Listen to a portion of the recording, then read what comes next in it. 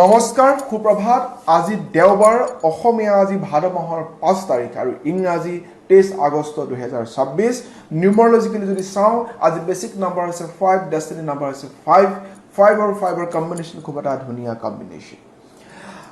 আজিৰ গোটেই দিনটোৰ কাৰণে শুভ সংখ্যা হৈছে 1 3 আৰু 5 শুভ ৰং হৈছে ৰঙা আৰু হালধীয়া আৰু যাত্ৰাৰ সময়ত যিকোনো মচুৰ দালি বা আপুনি গুড় মিঠৈ যদি খাই যাব পাৰে খুব ভাল হ'ব মাছক দানা খাব পাৰিলেও আজি খুব ভাল বিশেষকৈ আজি যেহেতু একাদশী তিথি গতিকে আপুনি আজি যদি একাদশীৰ ব্ৰত নিৰ্জলা ব্ৰতটো আপুনি কৰিব বিচাৰে আপুনি কৰিব পাৰে মেঘ ৰাশিৰ জাতক জাতিকাসকলৰ মানসিক শান্তি আজি দেখাইছে খুব ভাল বৃষ ৰাশিৰ জাতক জাতিকাসকলৰ যাত্ৰাত শুভ খুব এটা ভাল কথা মিথুন ৰাশিৰ জাতক জাতিকাসকলৰ নতুন আশা আজি লাভ হ'ব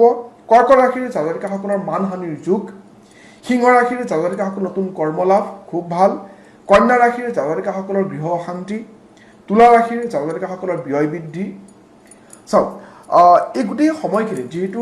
এই ধৰণৰ ৰাশিবিলাকৰ বেয়া দেখায় গতিকে এইখিনি সময়ত আপুনি সদায় ভগৱানৰ চৰণত থকাটো খুব দৰকাৰ বৃশ্চিক ৰাশিৰ জাতক জাতিকাসকলৰ কাৰ্যসিদ্ধিৰ যুগ ধনু ৰাশিৰ জাতক জাতিকাসকলৰ মনত দুখ মকৰ ৰাশিৰ জাতক জাতিকাসকলৰ সম্পত্তি লাভ কুম্ভ ৰাশিৰ জাতক জাতিকাসকলৰ বিপদৰ পৰা মুক্ত হ'ব আৰু